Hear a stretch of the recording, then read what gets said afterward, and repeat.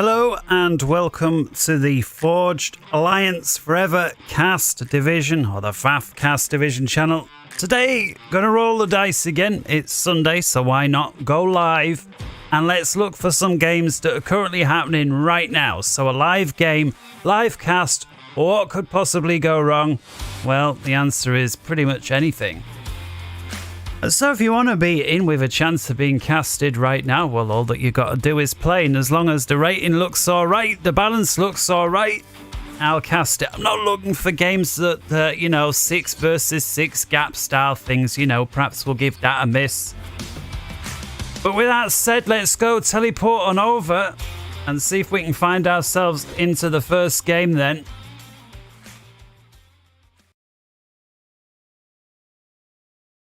Ta-da!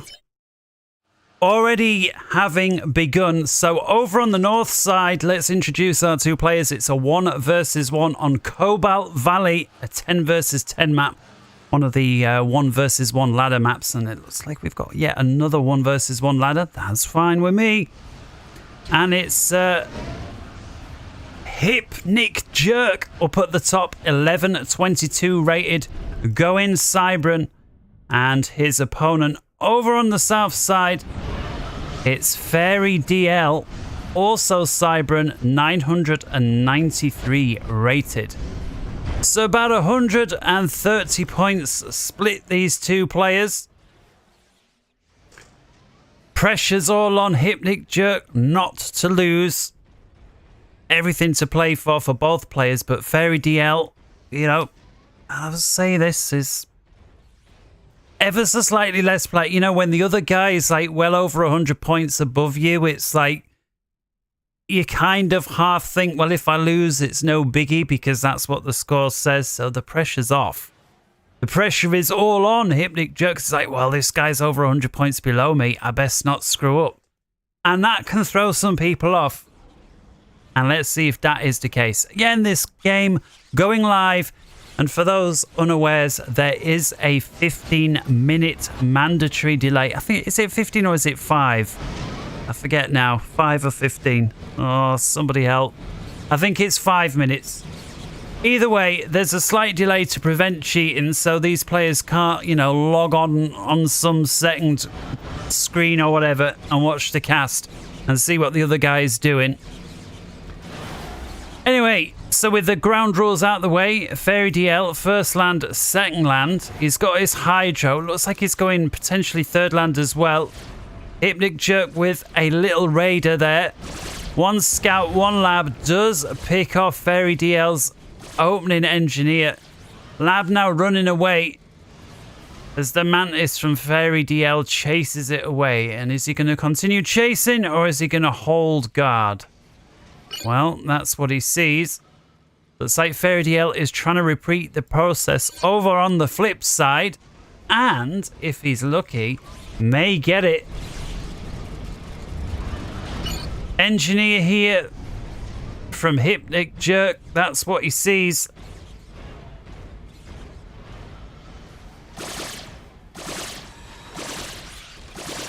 And Fairy DL is on it. Hypnic Jerk tries to reclaim, messes up. And Fairy DL also gets the Scout. Nice pickup indeed. Hypnic Jerk then with the Mantis hot on the heels. Kind of what we saw down here just like a minute or so later on. And here looks like yet another pick off from the Hypnic. NG from Fairy trying to get this one mass extract or this mass point here. It's going to be quite hard to see sometimes with the glow effect. He's already put a new order on. NG moving in. Going to build. And there he comes.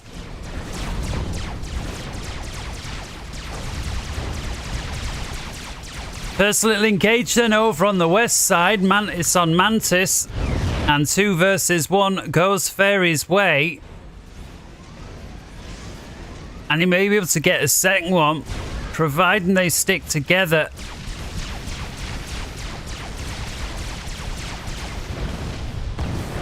Hypnic Jerk picks off a similar engagement on the other side.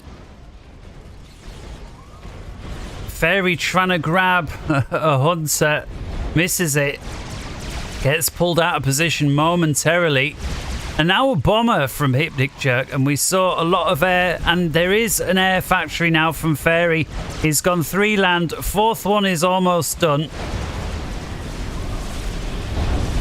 Spitting out a lot of engineers here. There's the 4th factory. What sort of ecos are we looking at? Well, balancing it real nice there. Potentially going to stall on energy in a moment. But until that point, Fairy doing real nice. Hypnic spilling E. Not necessarily a bad thing if he intends on getting gun. Fairy does pick off the bomber there. And here we see what some, you could say like the sub 1000 versus the above. You see units are set, and we saw them there just clumping up there. We've got another rally point here. We've got NGs clumping up here. This, again, not a criticism. I'd probably play like this if I was to play now. It's just a sign of, the different skill levels. They're sending stuff where it's needed versus it's just gathering up somewhere randomly on the map and just left to stand. Nice pick up there. Bomb impacts on, gets 2 kills. Fairy does have a single mobile anti-air unit, and he was able to put some heavy 8 hit points survive. And Fairy's desperate to get that bomber. It's just going to need 1 shot, and there it goes. Fairy now retreating, so this is nice to see from lower rated players. They can't win the engage, and they pull units back. They don't just leave them there to die. That is what real beginners do. But here you can see just more and more units here sent to the same spot. These 2 groups need to be together. He needs to move his rally points forward. Here we see it again. Rally point here for another factory, here for another factory. These rally points ideally need to be moved up together, or at least forwards a little bit. All right, if you want to reinforce 3 separate rally points, that's fine.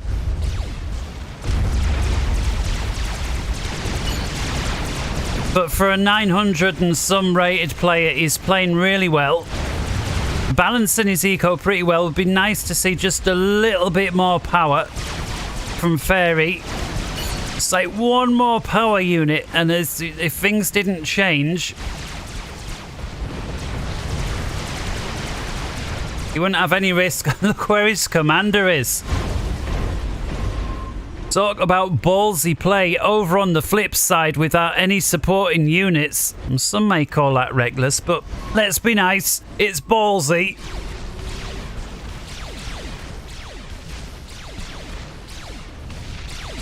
And Hypnic now with a little run by over on the flank, and is going to be able to pick off the Mantis that was standing guard.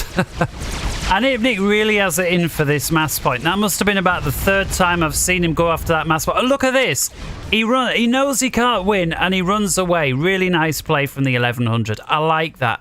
I do like that. Raid, come in, do the job, move out. For almost, if not 0, casualties.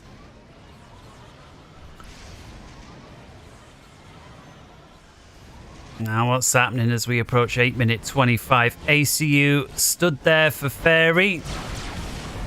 ACU stood there for Hypnic, just looking pretty. Yes, most of the action's on the flank, and Fairy with a relatively good engage here. And numbers certainly favouring the Fairy. And I see no reason why I shouldn't just keep pushing. Now, Fairy, 1 small piece of advice if you ever do watch this. With these units selected, instead of just going after them like that, go after them with the Shift G. They'll move much more quicker and efficiently.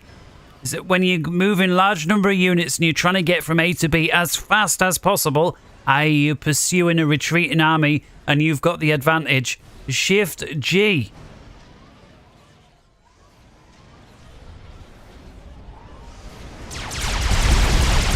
Now, Hypnic Jerk, what's he doing? Is he trying to force the engage so he can retreat to the point defense? Well, very wise to it, pulls back. Very nice. Top move there, Fairy. I like that very much. You didn't get suckered into walking into a point defense. That's what I thought Hypnic Jerk was trying to get you to do, and you avoided it. Let's have a look intel-wise. Well, you know sort of what's going on. You can see how many factories he's got. I can't fault it.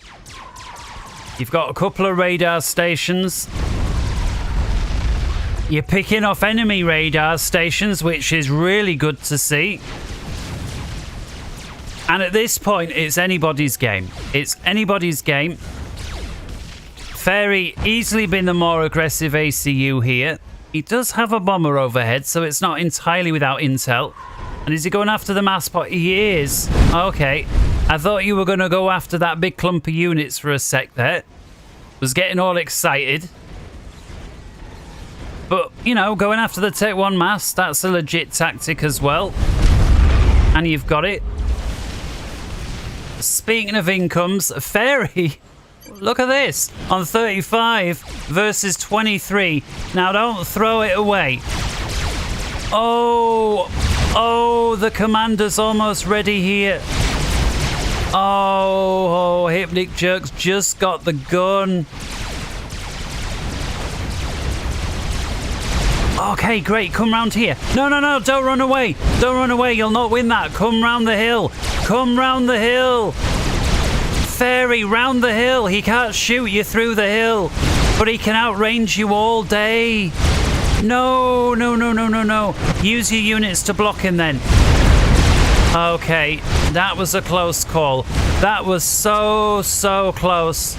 But you lost so many hit points there you didn't need to. Granted, you got caught out surrounded. We all get silly like that.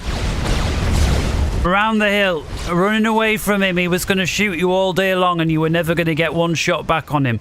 You couldn't outrun him, but you could come round the hill. He can't shoot you through the hill. And what's more, he would have carried on trying to shoot you through the hill. In other words, rendering his gun completely useless. At least until he decided to shoot at something else. Alright, now Fairy, despite having a 3-2 economic advantage, it's 33-22. Looks like he's in a spot of bother. Having to retreat, Commander took a lot of damage there, down to about a third health. Is 2/3 of his way on towards his first rank of vet. Fairy, I'd like to see you go for gun and use your Mantis to assist. And it looks like that is what he's doing. Very nice. Big fan of that. Has he got the eco to afford it? Well, I really like what you did there, Fairy. You got your energy storage in first. You let your energy fill up, and then you went for the upgrade. Big fan on that as well. Now, the only problem is, do you finish before Hypnic Jerk gets close? Because he's going to put a big fat overcharge right in the middle of those Mantis if he does. And he's coming in and he's got 9,000, although he's got no radar. Now, unless he's had aircraft fly over. Oh, it's going to be close. It's going to be close. There he is. Send the Mantis in. With the you want the Shift G here. Again, Fairy, select your Mantis like this. Under attack. Right click and then Shift G to get him moved in. Alright, you're priming the commander. Then shoot at the commander with your commander. Don't shoot at his units, shoot at the commander. Nice overcharge. Commander under attack. It's going to be close. Is this a draw? Very well played. Both players there. Hypnic Jerk was 3-2 down. He did good to get the draw in that regard. Fairy, the lowest ranked player, got the draw, did good in that regard. Very well played indeed. Let's see if we can find another one while we're on. Now let's see real quick if I can just put a hold screen on. There we go. It's only ever now. Let me fade that one out and see if we can put a little bit of music on so it doesn't feel like I'm quite in so much dead air.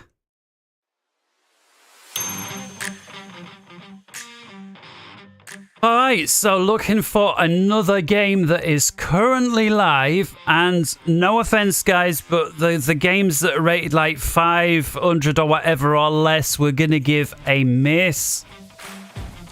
Anything that's too far in the future as well.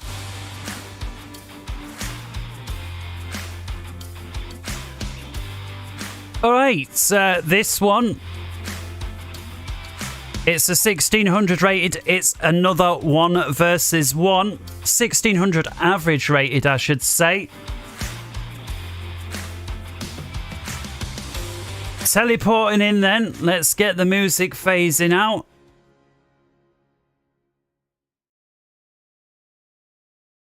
And here we go. And so this is the map.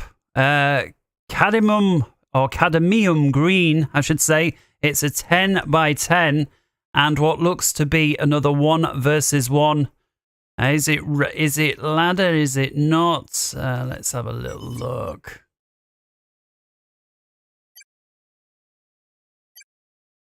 Well, it's a ranked game ranking on. Perhaps somebody can let me know. I'm guessing it is a 1 versus 1 ladder, but it could also be a 1 versus 1 that these guys have decided to play with ranked on. If anybody can tell me, is there a way to tell the difference in the replay? I would like to know that and, you know, share that with everybody else as well. But for now, let's get on with it. So AI on this one, very finely balanced. 1581 versus 1571, just 10 points in it. Ever so slightly favouring the red guy there. So this is about as balanced as you can get. Is it 100%? Is it 99%? Who cares? It's 100%, right? And so let's start over on the top side then. In the red corner, it's SCFA. And by the way, the classic red versus blue, very typical of an AI one versus... Not AI, what am I saying? Very typical of a 1 versus 1 ladder match that has been matched by the AI.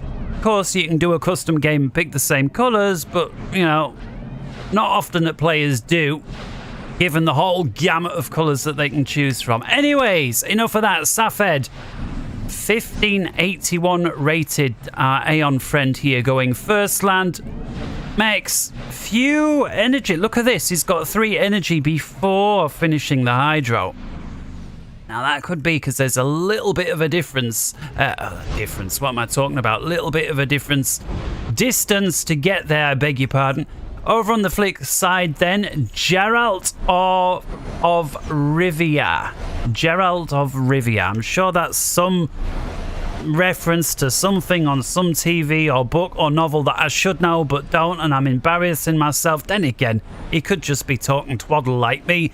Either way, UEF, as we've said, 10 points behind his opponent going first land, second air. This guy didn't put the 3 or so energy powers there, just went straight for the hydro, then put energy next to it with the air factory. I wonder why he didn't build the air fac flush alongside the hydro.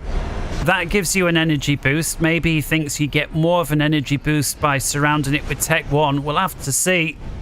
And he's got more stuff there in the queue, another 4 land factories, it looks like, and is advancing on all fronts. First Mech Marine out then from Geralt. I'm just going to call him Geralt. It doesn't look like it's going to get much done. Is it going to pick off at least the scout? It does, but then also goes down. The Auroras, though, a lot more vulnerable without that Tech 1 scout. I wonder if SCFA moves this scout in order to provide him some assist, or is SCFA just using him defensively? We'll have to see. The Auroras, I mean, they're a very good unit at the very early Tech 1 stage, very early, with that scout, just because with the scout they can outrange and shoot stuff before the other guy even knows it's there, assuming the other guy either doesn't have a scout or loses his scout. Striker versus Aurora then. Goes down, the 2 Auroras go down to the Striker. And the Bomber now from Geralt. 2 kills already. Gets 1 off. And a nice split from SCFA results in him only losing 1 energy from that big clump. Now it's spinning around. Coming in again. And yet another split. Just loses one more bomber. This could be going so much worse for Zafed. Although I would like to see a little bit more of an effort into sending his interceptors. He needs to shut this down. And it looks like Geralt thinks, well, he probably has done, so I'm going to run away. And so whether that was a bit of intuition, a bit of luck, a bit of a misclick, who knows? But I think Zafed, having seen, if he ever gets to see that replay, I think he will have been glad of the decision Geralt made to move that bomber away. He does go after it, and he fails to shoot it down.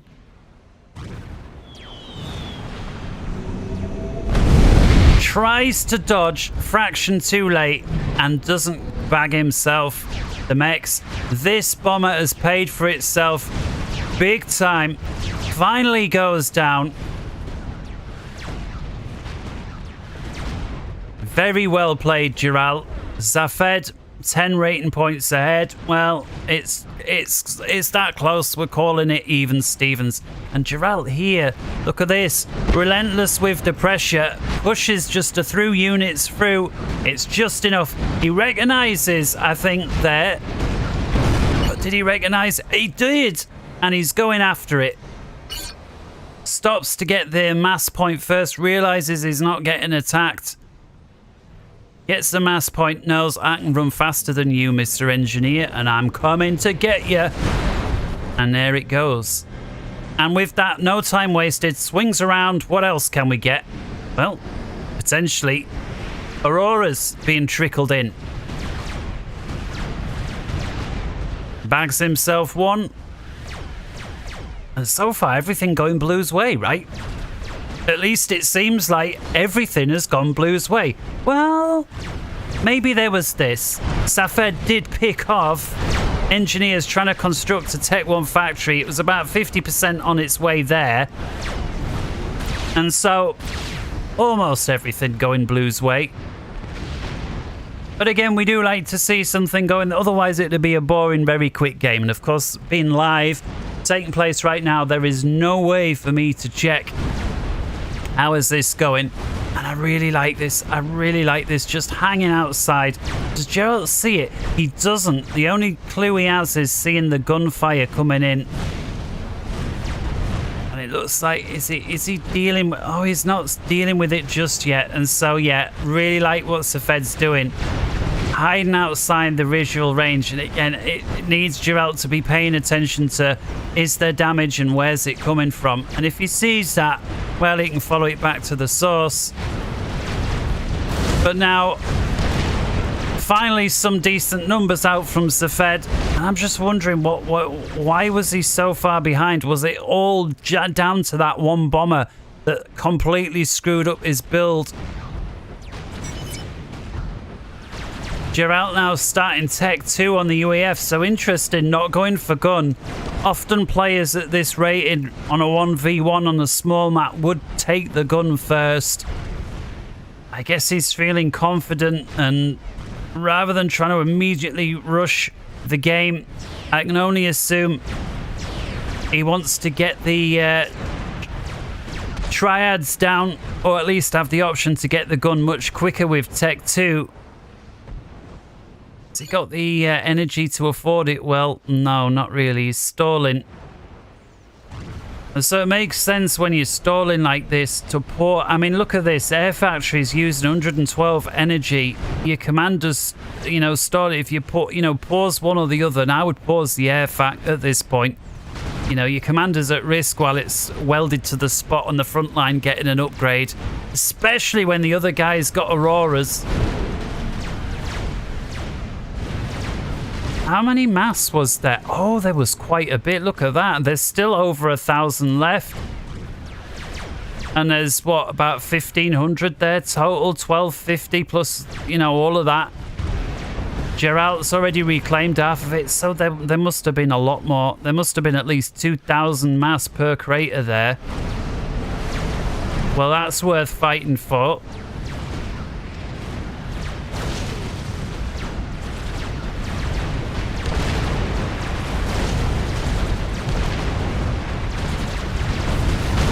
Look at at this. The solitary Aurora chasing the solitary striker. It's going to run itself into the ACU though.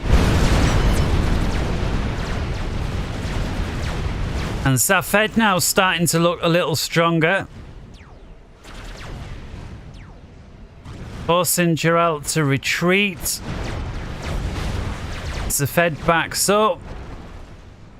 Scout utilizing the Aurora's range. Now, is this a dip? It is. It is a dip. So there's a chance that the Auroras may shoot into the ground some at distance. And now the Aurora's letting the strikers into range suddenly tips the balance strikers' favour. And Safed already with the Tech 2. 3 blazes on the line. And what's his ACU? Oh, his ACU isn't upgraded yet.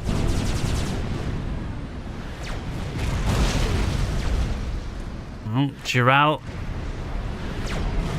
I mean, if he gets a Tech 2 just like 1 here, I mean, it shuts down a huge area, at least from the Tech 1 phase.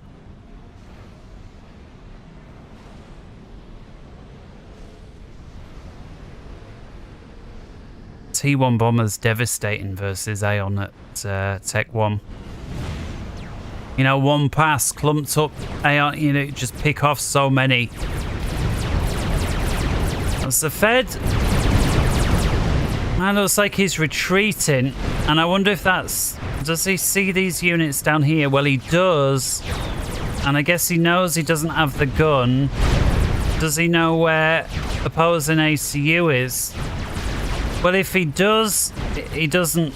You know, he may have scouted just before we looked and seen it on a scout that was shot, but I'm guessing his retreat was because he wasn't sure.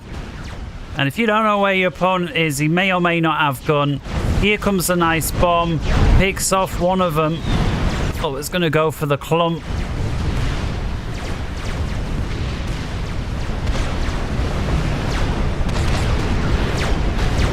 Yeah, now we got Obsidians here as well. Very strong unit for the Tech 2 stage, especially with that rechargeable shield. It's basically like a unit with its health and that much again, and if you lose the first half of its health, it just comes back for free.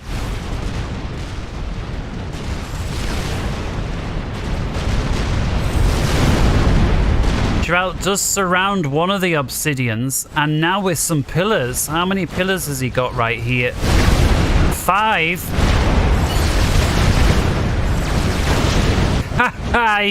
He's reclaiming and sucking off a Tech 2 NG that was trying to get an Oblivion down. And Safed now. I'll be thinking it is quite late in this game to have a Bear commander coming up to minute 13 and he's not got anything.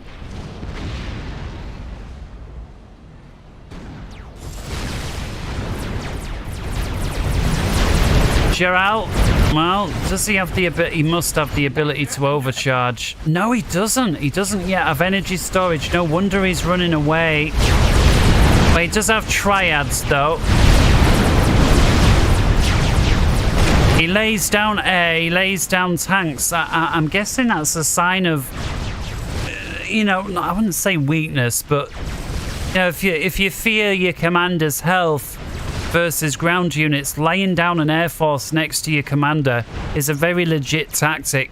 You know, those planes are going to absorb a lot of hit points, and if your opponent doesn't have the target in mod, they will go for the air first.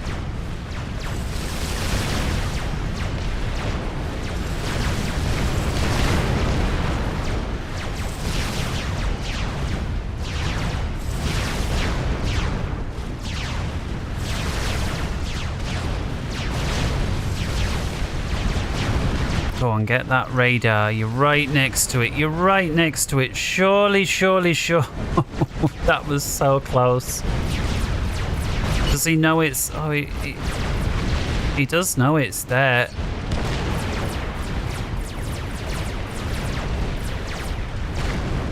That That would be it. Oh no, go that. That would go on. You can get a real good run by there. If only you could see what I could see, you could get a real nice run by. Blaze versus Tech 1 point defense. There's only 1 point defense now going after the Obsidians, but there's so many.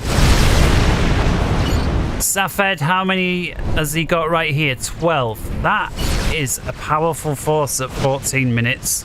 On a 1 versus 1 where you've got so many things to think about. Giral, it looks like he's doing a similar sort of thing up the top. Nothing like as much strength though. And is Giral thinking about going after the commander here? I think he is. He's got 8 pillars, 24. I think he's got enough to do it. This is a naked commander. Giral moving in for the kill. And again, the Shift G is lacking. Where is the Shift G? This is a top level player. I say top, he's 1571. I'm surprised there's no Shift G here. Safed confident on the win, doesn't even bring these around. And it feels like it all hangs off. How does it go? Oh, and Giral pulls out. Well, he needs to hang on to his base or it's over. So many engines here that could be building something or assisting. Oh, it's going to go down, I think. 1 Tech 1 point defense. Does he have the eco? Not really. He lost his point. He's lost almost all his mass. Now he's trying again over here. But I don't think he's got the numbers this time. Now, 3 pillars, 16 strikers. Safed's got units. Engineers building point defense that Safed's retreated into. And what looked like it was going real well for Giral suddenly collapsed inside like, what, 60, 90 seconds? It was a very quick collapse. And I think it all started when he went after the ACU. Didn't use the Shift G, then decided to come the other way. And Control K's at 16 minutes 48. Well played, both players, but ultimately shows when one. It just felt like Safed was very confident in that move with the commander. If he wasn't, he would have pulled these units back to defend his commander. It was as if he knew he was going to get away. Or was he just rolling the dice and thinking, well, if you come after me, and if it's 50-50 if I get away or not, but I will be able to take your base out. And he did. All right, let's see if we can find one more. That one went quite quick. Bit of music back on.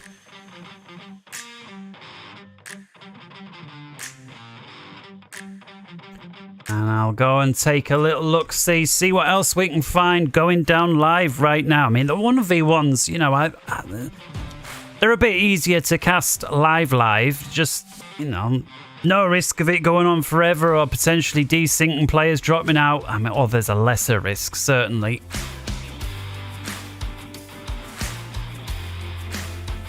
Someone who we hadn't had before. Right, here we go. Just because the names are cool. It's Babushka Lover versus Nabavasa. It's a 3 versus 3. So they're the name of the teams. I get other teams. I assume they're named after one of the strong players, or certainly after one of the players on the team.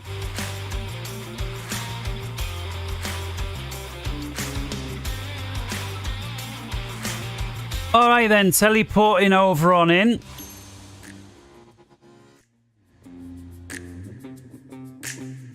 Doing away with music, and here we go. Now, I'm sure I said it was a 3 versus 3, and yet either I'm seeing things or it's a 4 versus 4, so I'm not entirely sure where that came from. Either way, it is Team Nabavasa versus Team Babushka Lover, so why did the replay thing tell me it was 3 versus 3?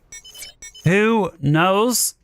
Either way, I think this will be the third and final live cast, unless it's over real quick. Let's see. AI reckons 100% balanced, and it's my favourite. the Fireys versus the Coolies. Some people says it's the Rellos versus the, what was it, the Breens or the, yeah, something like that. The red and yellows being Rellos and the green and blue being the Breens? The Glues? Who knows? I prefer the Fireys and the Coolies, and so that's what we're going to go with. And so let's, without slowing it down, because of course it's live, let's start rear. Over on the top side, the Fireys, Team 1. In the rear then, with gear. I like saying that. If anybody can name me the film where that comes from, you're going to get 10 points. And like people walk into the room and he says, "Oh, I'm where I belong, in the rear with the gear." Anyway, it's Nabavasa 1349 UEF first land. Moving around then quickly because this one's already, we've got some bots moving in. Over on the 1 o'clock position then for the Fireys, it's Hafron 1008 rated Seraphim going first land and second. Middle position then for the Fireys in UEF, it's Calsat 1124 rated, having already gone first land, is moving out, going second, third, fourth and fifth land. True front player. And then last but not least, on the 6th position for the North team, it's Misericordia, just Misericordia.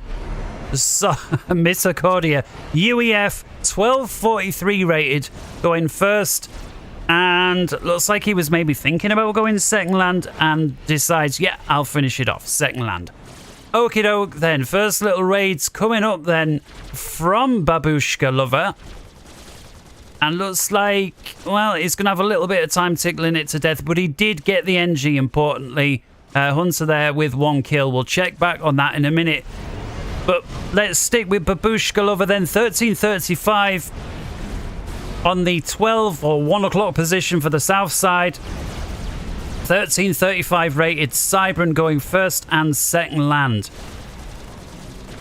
Rear guard there then for the south side, it's Vovoda 1277 rated UEF. First land, second air, third air. Summit tells me he's an air player. Over then to the 7 o'clock position for the south side spinners, it is Dragster. Quite a difficult Dragster. Aeon 1079. First land, second land, land all day. Front, middle player. Done it before. Last but not least, it's Gooey Hat 33. UEF player, 1050 rated. And he's gone first, second, third, fourth, and fifth land. And so, yeah, a lot of land factories very quickly there from the 1050. Kind of took me by surprise to see him already so many factories online. Nobody on the North team there yet. Kalsa is almost there, but of course he was at least a minute or so ahead.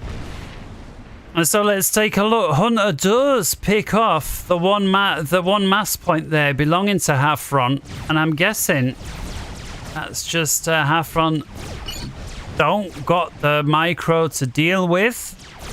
I'm sure he would have seen it getting tickled to death. Very late in the game not to have mass here. Doesn't look like he's in any rush to cap him. And so the 1008 rated, or the 1008 from Hafron there. Unable to see how many games this guy's got.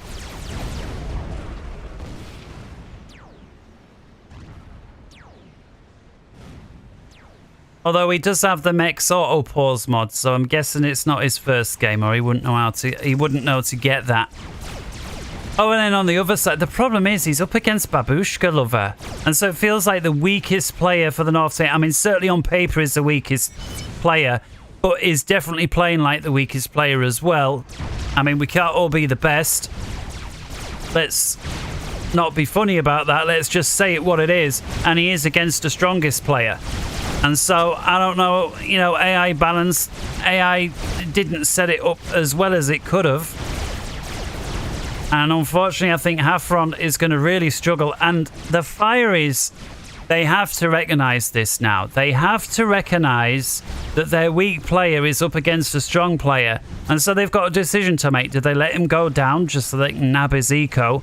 Or do they do the right thing, quote unquote, doing the right thing? And do they try and keep the team player in the game? And I really like decent team play. But at some point, there is a little bit of a cost to it, depending on quite how bad, you know, the team play is. And judging by how long it took him to go for the mechs, or at least go for the mechs after that light bot got him, well, all I'm going to say is, that's all I'm going to say.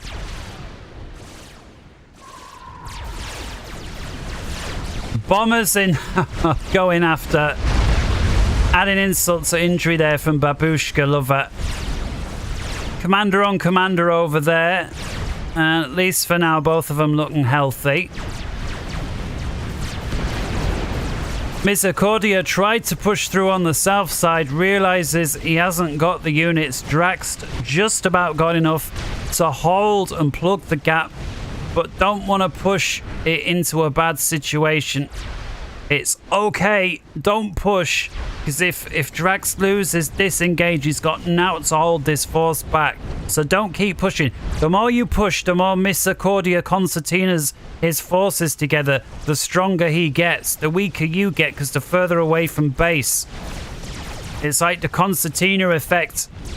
Nice little drop here, Vovoda in the back. Nabavas's base. Nabavasa quick to respond, manages to suck off. Almost. Oh, hang on, is he going to get them all? All but one engineer. Very, very nicely played. Comes in with his commander. And with that, the threat is dealt with.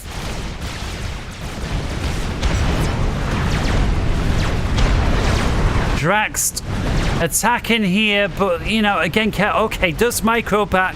I was a little concerned they was just going to throw his units. Does micro back.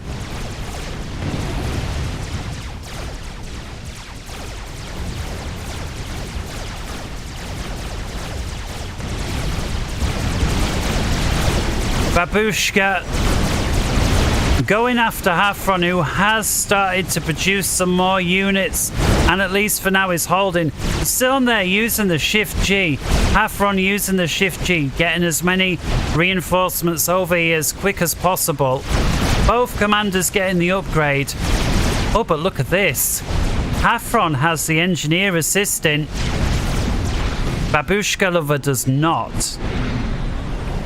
We'll have to see, does Hafron exploit this situation? Because if he does, Babushka Lover could be in a spot of bother.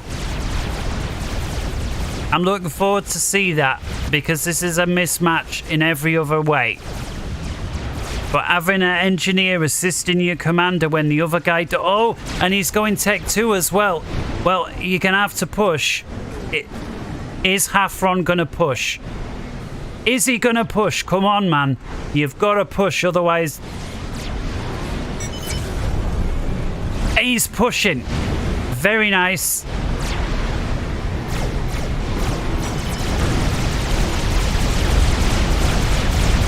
Now Babushka's trying to build more Tech 1 point defense. Down goes the first one. Apologies if anything else is going on right now. It feels like now there's a bit of an engage here. Gula, don't throw your units away. You won't, but it feels like this is where it matters. Afron, don't back up. You've got to keep pushing. And he is moving in again. I'm not sure what he was running away from.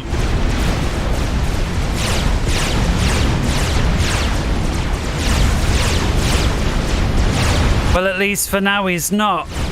Babushka lover right ballsy going for a tech too.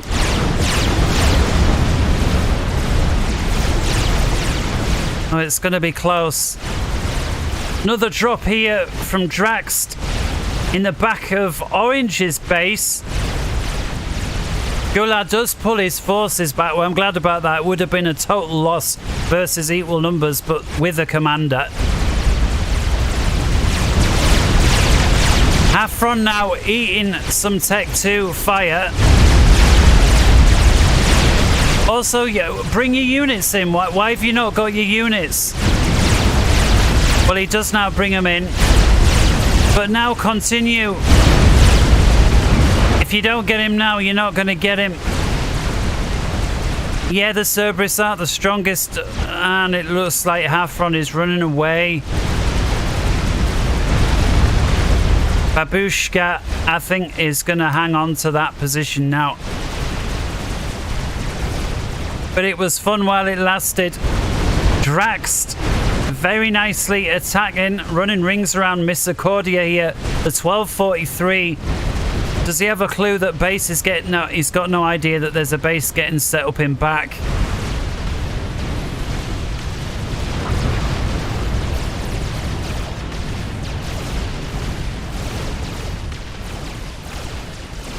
And Hafron making real progress now. Takes out one land factory belonging to Babushka. Knocks aside at least a couple of point defense. Oh, but then retreats. Alright, maybe regrouping. Not necessarily a bad decision by any stretch of the imagination. I can't believe this. Nabavasa is nabbing mass points that rightfully belong to Hafron. But I tell you what, Hafron, despite operating on less than what should rightfully be his, is playing really well. I mean, tell me these here don't belong to Hafron. Tell me these. But you know, if Hafron don't get them, somebody else has got to go get them. And Nabavasa being a stronger player, well, I'll get them then. And that will lead to a stronger air player on the north side. So again, it's not always a bad thing that the weaker player doesn't take everything. But he's not playing...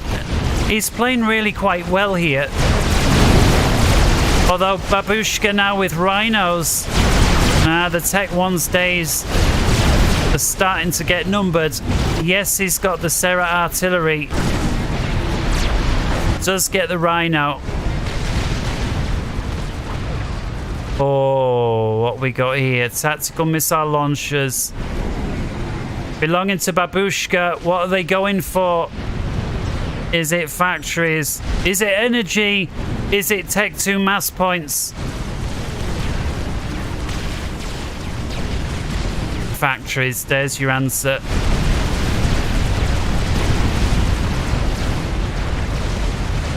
Very legit target. And now, I didn't know if Drax was going to wait till he'd built up forces a bit before surprising Misericordia, but no.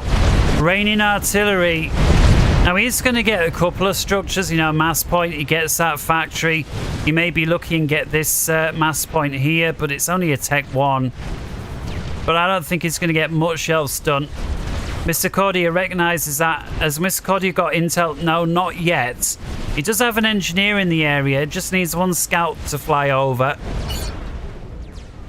Air's played a very, very minor role in this game so far. In fact, it's not often you see a game of this sort of caliber, you know, 1200 rated, give or take, and air featuring, you know, so insignificant at all as we're getting into the 16th minute now. Strap, as soon as I say that, Nabavasa spits out a strat.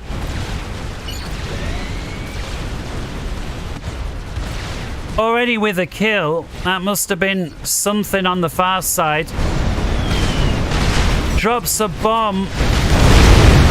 Lands on a radar, but does it right in front of a group of ASF. Gets a radar that was at least Tech 2 and a Tech 2 point defense. Was it a waste of a strat? Not entirely. It was, I would say, about on par.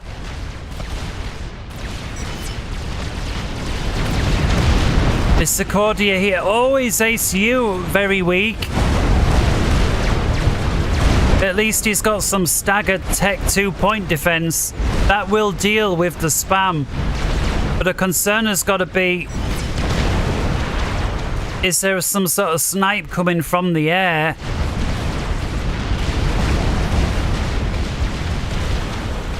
Kalsa very kindly and politely sends some units redirected towards the south to cover Mr. Cordia's. Yeah, and he did pick it up now. You can see there, sent a couple of bots to deal with. So very nice team play from Kalsa there. The middle player for the Fireys moves down and plugs what was a gap wide open for Mr. Cordia. And the gap now plugged. The units what are left are going to go down. But I feel like he served his purpose. Vovoda looking quite strong in the air at this time. Nabavasa, what we talking?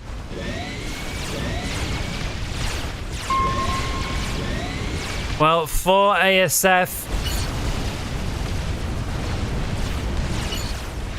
Babushka has got 17 interceptors. But Vovoda with 13 ASF.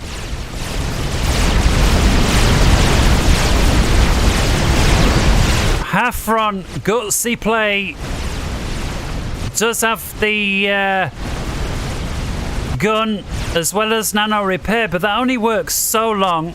He's getting primaried. He needs to get overcharges in and get some vet. Oh, he's close. He's close, and he's almost defeated him. And his hit points are currently adding on quicker than they're dropping off.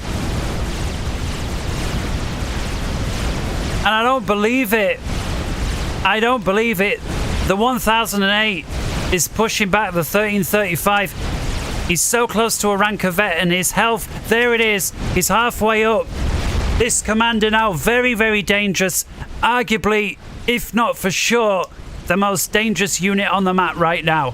And it's in the hands of the weakest player. Where are you going to see stuff like that? Ballsy play, and he's just brushing these static point defenses aside.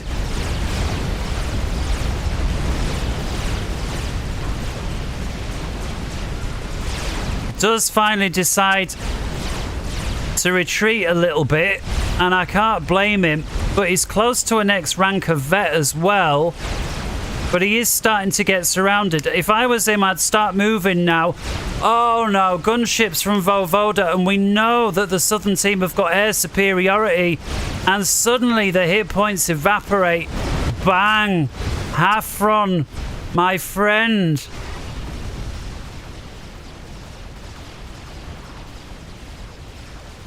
It's really good play what you did there, and in the early minutes you can go dangerous close. But at like 19, 20 minutes to get so close to like the bottom of your health bar, you got to expect on a 4 versus 4 somebody is going to try and snipe, and that's what happened. But that aside, no doubt about it, brilliant play. Really, really liked it. Really ballsy. It paid off. I mean, you almost had him. You almost had him.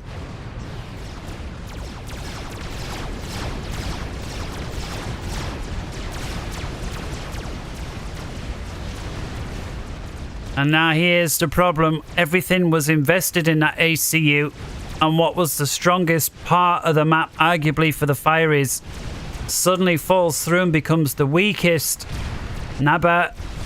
Babushka, rather, with an open goal versus Nabavasa, at least for now. Moving forces through. And for the time being, Nabavasa's got nothing to stop them. He did try and get a static point defense up. That's not going to go. What's he got here? I'm not seeing very much. He's trying to get Tech 3 on the land HQ. He's going to need... Oh, and he hands over to Kalsat. The ping goes down. Kalsat, this here finish critical. Abavasa realizes he can't hold. Ravager, though, from Misericordia. Oh, I'm going to pronounce this wrong everywhere. Misericordia. And the best way to deal with Ravager is one of them things. You've either got to attack or retreat. If you can't overwhelm it and swarm it, even with Tech 1, then you've got to pull back. The worst thing that you can do is just loiter around within its range. Granted, you know, engineers on reclaim duty, that sort of stuff is going to happen. But here we see... Alright, so is he going for the swarm technique? Whoopsie daisy. No, he moves forward. Somehow dodges all of those rounds from the Ravager, and yet another drop here from Draxt in Misericordia's south side. If Misericordia didn't know about it before, well, he does now. Interceptor said that one with 9 kills, an Interceptor with 9 kills, unfortunately went down, landed in a really bad place. How often you see an Interceptor with that many kills? Usually run out of fuel long before.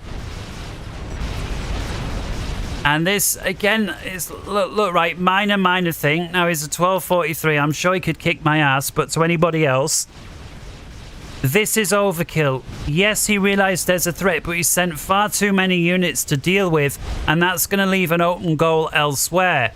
Now Draxt maybe not with the best formation ever against a Tech 2-point defense. If he clumped these units up and moved them in as one, he would win. But I like actually Misericordia didn't realize this. He's staggered some Tech 2-point defense. These are going to offer each other sort of bilateral protection.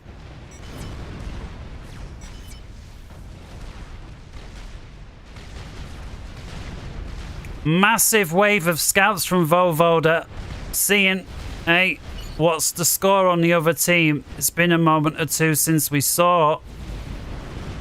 Nabavasa desperate to try and shoot down as many as he can before they get there. Well, there's your update.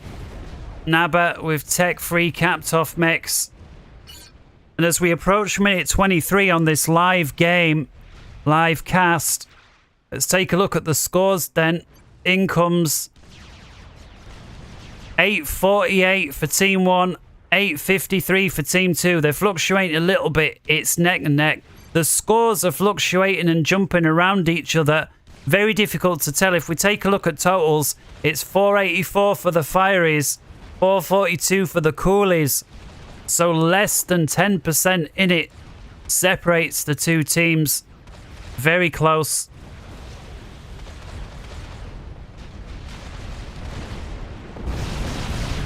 Percy's now from Misericordia. Percy's versus... Now look at this. The Tech 1 artillery is raining down and Percy goes down. That is what I call value for money / lack of micro. Percy's weak point, very low rate of fire. Very high damage, but against a Tech 1 unit, you don't need high damage. It's rate of fire. And that's where the brick, you know, comes into its own. Either way... Look at this. Banker Tech 1. Percy's do outrange the Tech 1. But it seems to have been enough, at least for a moment, to make them think twice. They're having another go. He does manage to pick off one of the Titans. There's walls of artillery here. But just the superior firepower. Now with Titans, the high rate of fire, and the Percys, the high alpha, low rate of fire, shields, artillery. It's yet another nice UEF combo mix. Over on the north side, Babushka Lover pushing through. I'm kind of surprised we didn't see this a little earlier. Nabavasa has had time to prepare a response. And that's lots of broadswords. And despite the number of bricks here, Babushka Lover doesn't have the air support. He's asking air support now in chat, but I think it's too little too late. And what was a very, very strong run by has completely disintegrated. And it looks like there was an air engage over here. The problem was, if Vovoda let go of this air engage, Nabavasa would have pursued him, and no shadow of doubt, Vovoda would have lost all his air. And so I think Nabavasa played really well there. It was a split attack. It forced Vovoda to have to decide, I either lose all my air or I have an air fight. But if I choose to have the air fight, you're going to lose your ground units. If I try and defend your ground units, I'm going to lose all my air, and then you're going to lose your ground units anyway. And so fantastic play from Nabavasa to force Vovoda into that decision, and from fantastic play from Vovoda to go with his instinct and not buckle to the demand from Babushka Lover. Very, very well played from both players. Khalsa in a spot of bother though, more than somewhat. Gullah, the 1050, knocking on the 1124's door, runs by. He's got more and more stuff. He's not even trying to kill him. He's going after the structures. This is the sign of a player that knows he's got his other guy on the run, and now what he can do about it. He's just not concerned about the commander. Let him go. Doesn't matter. If it's not today, it's tomorrow. Let's knock down the front line. And the front line, apologies for missing this one. Vovoda with heavy gunships picks off Miss Misericordia. I'm glad about that. I won't have to mispronounce his name Accordia again. Very well played, considering that Vovoda was just forced into that decision, getting his own back with the gunships. I don't believe this. Khalsa gets enough purses on the line quick enough to repel the situation. Looks like all these factories are set to produce purses and they all spat out at the same time. And not a moment too soon. And Khalsa was almost sure was going to go down after all these front lines lives. But you could argue it was more important to knock down the front structure rather than hand even more eco over to Nabavasa. And I suspect that may have influenced the decision to ignore the commander. But Vovoda, the 1277 versus the 1349, at least for now, looking very strong. Nabavasa producing flax out of the Tech 2. Perfect response to the Tech 3 gunship, the best one that there is. Oh, that's a large group of forces that are going to go down. If he can't get the flak there quick, you see he's desperately going for it. Nabavasa tries to pull his forces together. There's 3 very heavily damaged gunships here. And the gunships turn on the flak. One goes down. I can't believe that some of these very heavy gunships are still living. Ping goes down.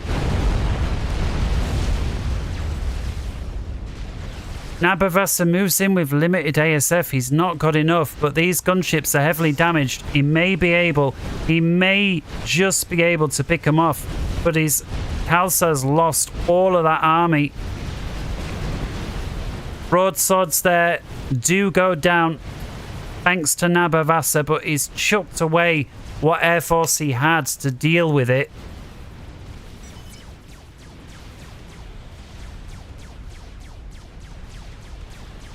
Can't stop that, says Gullier, and I think he's talking about this group of purses.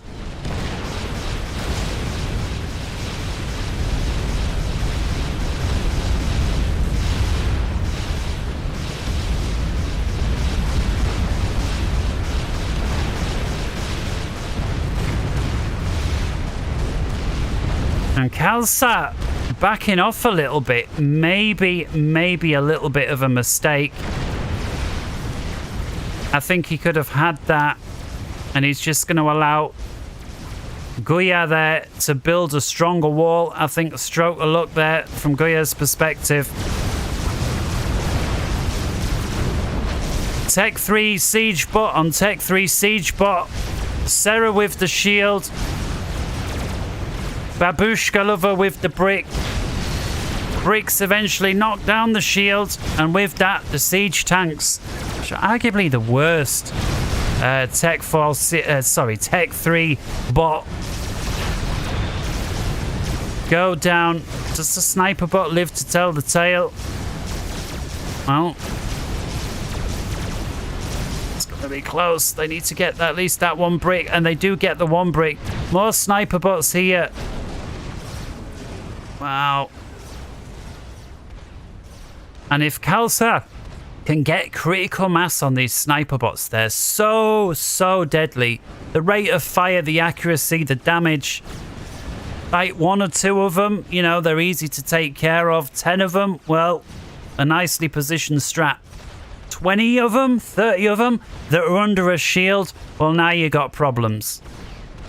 Big problems.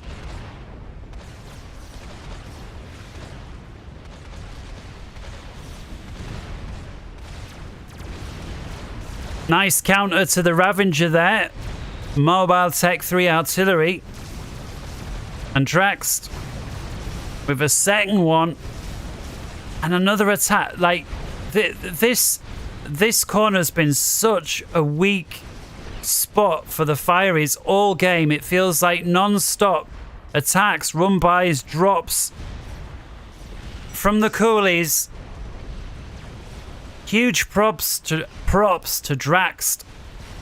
1079 rated, who's been right relentless, but a fatty from Kalsa comes online in the nick of time. He's also got Percy's to deal with. Well, with the fatty stuff raining in and the Percy's, that will shut that attack down.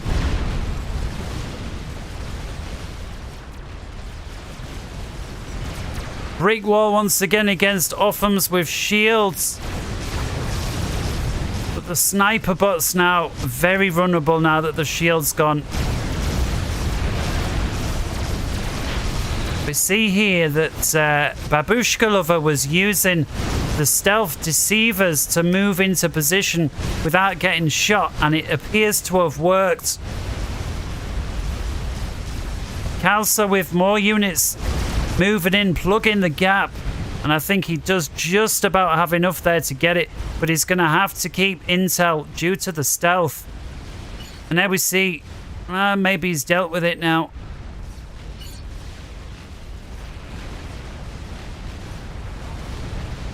And looks like Kalsa's having some big luck down in the middle. This is a lot of Percy's. Yeah, there's a Ravager from Gilead, but what's a Ravager when you've got like 30 Percy's? Not much. Fatty down on the south side, and you know what I say, just doing the Lord's work versus this spam. And I don't believe it.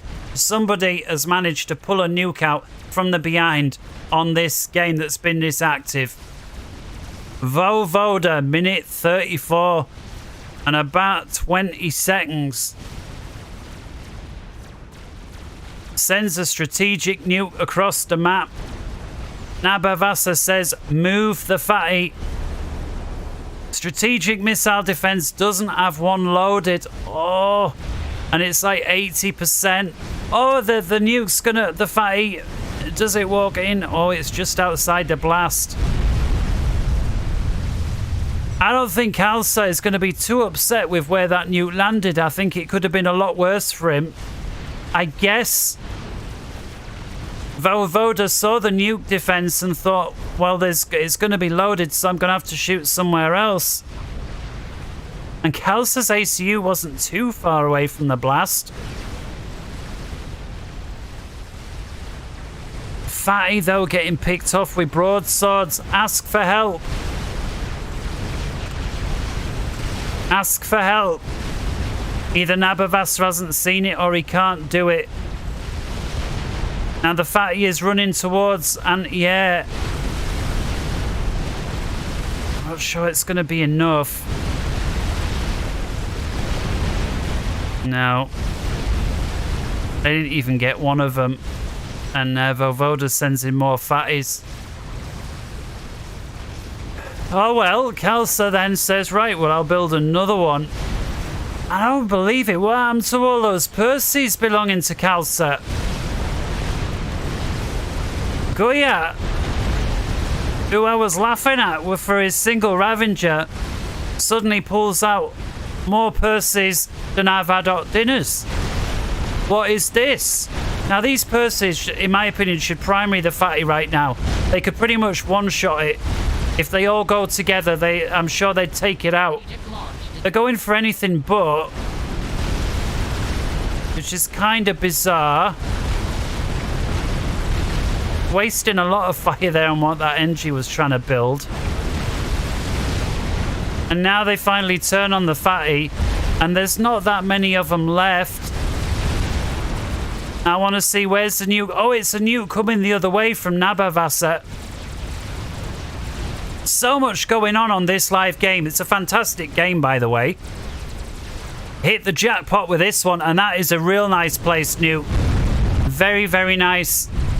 And that was kind of important because Goya was running over his opponent with these Percys. Made a mistake letting the fatty live, in my opinion. And the fatty, together with that nuke, I think is going to just about plug the gap. Kalsa. Oh, and a nuke here. But he's fired the nuke, but he's got a strategic defense. He didn't manage to take out the nuke defense. Now, did he assume he was going to take it out? Did he not see it? Does he think it's empty? Difficult to know. Vovoda, if you ever see this, please do let me know. What was your decision to shoot there? Did you not see it, or did you assume it would be dead? Or did you think it was empty?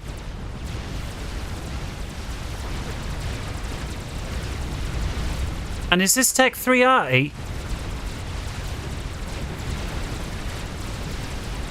I don't believe it. As Nabavasa, in addition to the nuke, got himself... Wow. Oh! That's not a mate. No, it's a Duke. But man, it was firing for a moment. It seemed to have the regularity of a... Hey, am I missing a Maver? The Duke is firing... Is that just because he's... Okay, he's surrounded it with power. I still didn't realise it puts out rounds that quick. Oh, he's going after the SMD.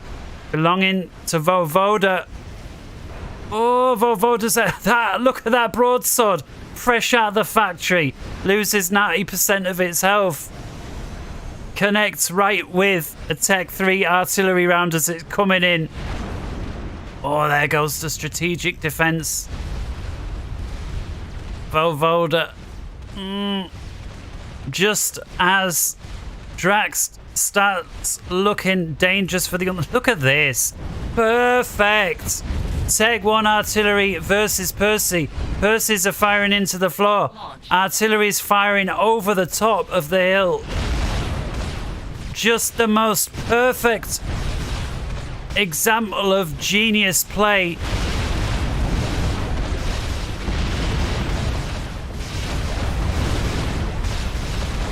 Incredible. Drax, just man of the match. I'm giving it to you here and now. I know we're not finished, but that and everything else, and taking into account your rating, 1079, incredible. Nabavasa, large squadron of broadswords, takes out Goya's air grid. I say he takes it out, I say it prematurely. Vovoda goes pop thanks to that nuke. I don't believe it. He let himself get taken out. doesn't get the air. I was so sure he would have the air grid there.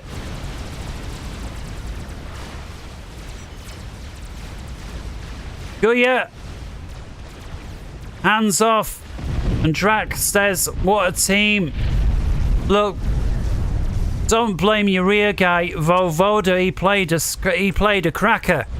He just had Tech 3 take out his nuke defense. That's not his fault. Alright, Guya, he walked away and quit. Granted. Kinda like me. Saw things weren't quite going his way. Where's the towel? I'm looking, I gotta throw that towel ASAP. There's a bot that's coming to my base. I saw something on radar. It's time to quit.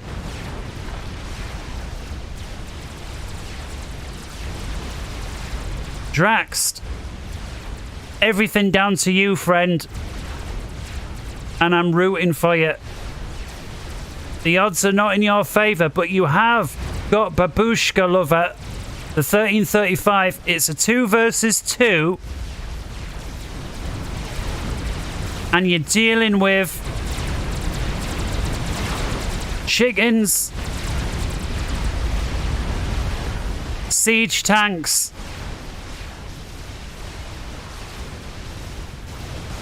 looks like your Tech 1 arty has finally met its match. But he's still standing there eating artillery fire. Is Kalsa. I love it. Drax getting massive value on his Tech 1 arty. Is he firing up at the ledge again? Oh man. This game. Massive holo in the back. Tech 3 arty doing massive damage. I'm surprised Babushka didn't turn the air grid on. That's a waste of time.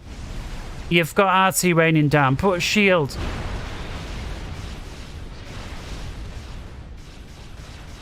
Maybe he's... well, if he wasn't aware before, he's got to be aware of it now. It's got so many engineers there you could build a shield. Looks like Babushka finally switching gears. Realizes I need the shield. And it looks like Nabavasa is going after the SMD. Potentially. And this shield is going to pop on. There it goes. Absorbs the next shot, but you got to build more.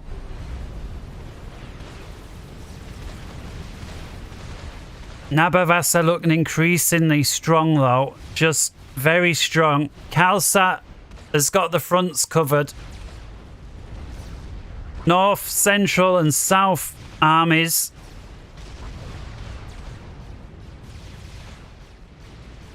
Very nice teamwork and cohesive play here. I'll do air and standoff.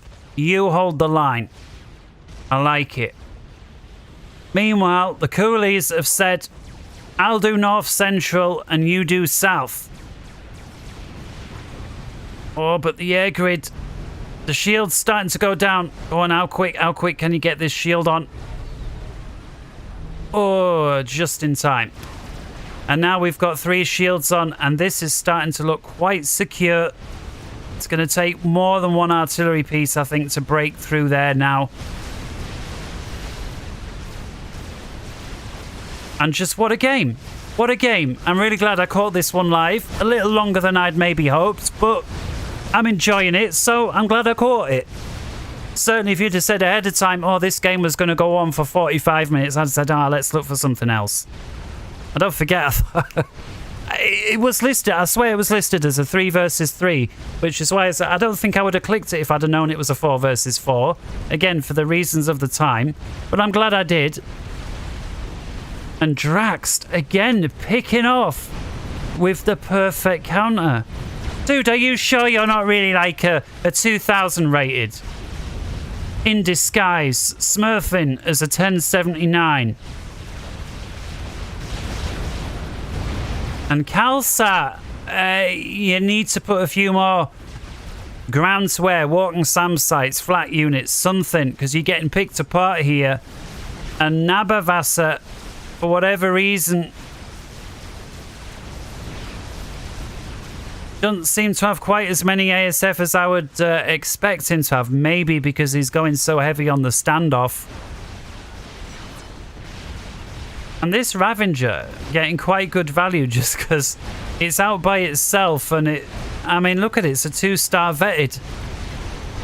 Just picking off stuff at range. Incy Wincy Spider from Babushka fell out of the spout and got a bit more than it bargained for, but it's getting... I can't believe how many of these siege tanks it's chewing through. And Khalsa lets it live. Babushka over with an experimental, and this is what we're talking about. Big squadron of walking SAM sites. We've got Incy Wincy, we've got bricks.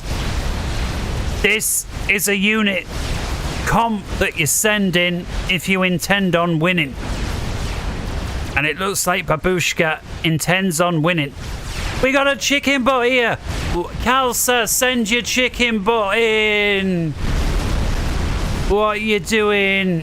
Khalsa! Ping's going down. Chicken butt, my friend. There we go. Took a lot of unnecessary losses. Now you have to send your chicken bot in. It's going to go down, but it's just something that you have to accept here. The Ion Storm is going to do it. That's it, and he is moving it in. Gets the Monkey Lord. Now he may not even lose it now. If he gets this one, vets up. You've got the point defense here.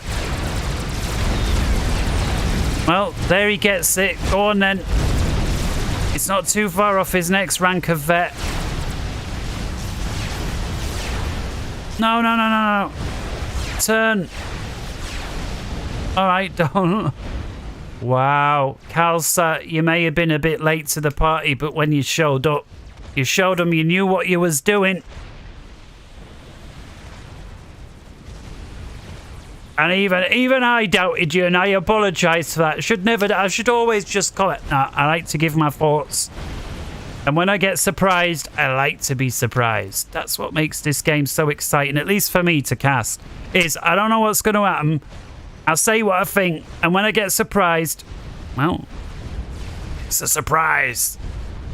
And the air grid here from Babushka starting to take some damage. And it looks like Nabavasa, what's he done? Is he doubled? Has he got 2 of these bad boys online now? And there's your answer. He does. I think 2 of those concentrated fire will break through. I mean, Drax taking damage as well. But Drax's base is quite dispersed. Makes it a little more difficult to fire. You know, I mean, you're right. You put around there. You put around here. Maybe here, but all this stuff that's so scattered, it's difficult for long-range Tech 3 Arty to go after. Babushka trying again. So much anti-air. Nabavasa, I don't think he's going to get it. Babushka has the AAA nuclear missile. A lot of Percy's though, and the crabs. Well, the Percy's get one of them. And now they refocus onto the other guy. Look how long it takes the crabs just to kill one of those Percys. Well, finally it gets a little clump, but... Crab goes down.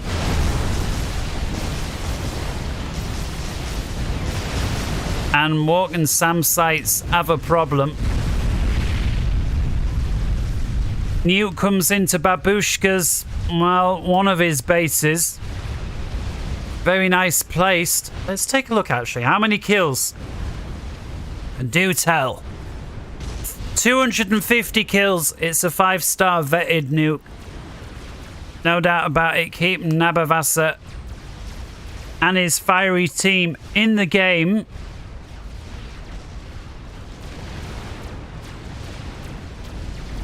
What's the situation there? Oh. It feels like if this goes down, I'll start to have concerns for the coolies. But you gotta push. Babushka, push, push. I don't know what you're waiting for. This standoff will get to you eventually. And it's like right on the brink.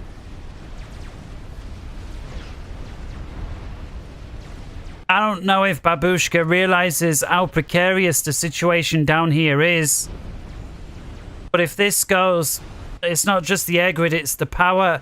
And it's not only that, but then the artillery is going to retrain elsewhere as well. So there's like 3 reasons at least to hang on to this pace.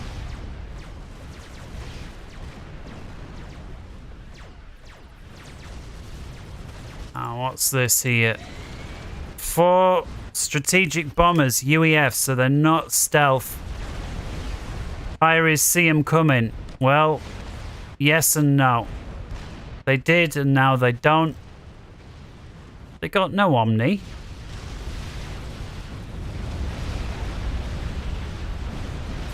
Well, he flies them over a SAM site. 2 of them remain. Flies them over another SAM site. They go down. Ping goes out just in time for him to observe the remnants of them falling out the sky. Kalsa with a very... Drax still countering the strongest Tech 3 bot in the game with one of the weakest units, but puts out a lot of damage if you don't dodge it. And attacks into the flank of the Percy's.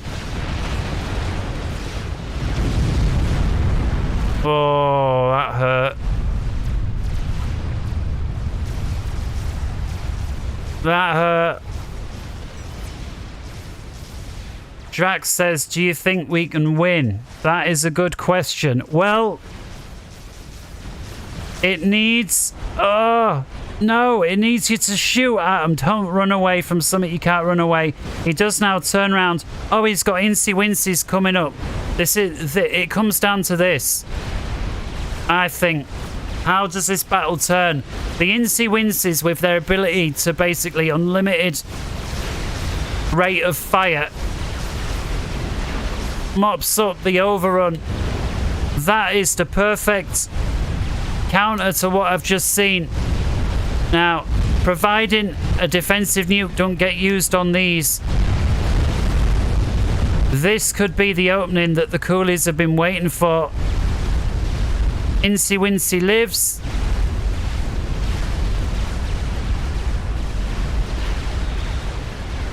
And we see the benefit of having the Incy Wincy. I mean, it's multiple. It's the high rate of fire. It's the long range cannon.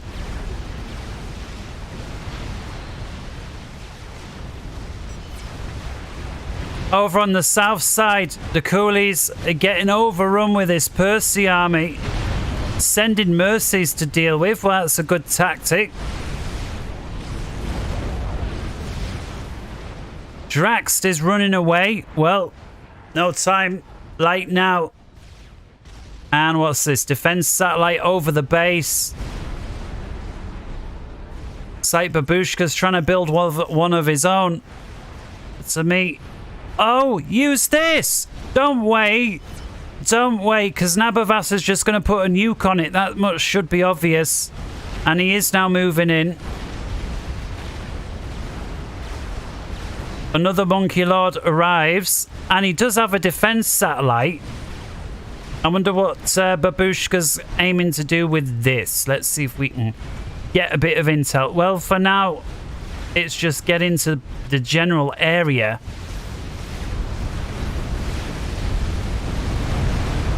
Drax doing what he can with his commander and static defense, trying to keep these guys out.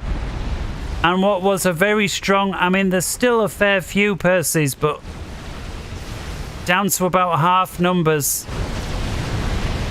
Spidey bot there 1,500 hit points.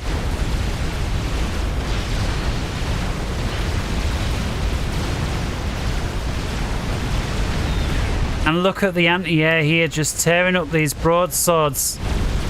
Oh, he fires a nuke. That, oh, no, no, no, no, no, no. No, Babushka. Babushka, no.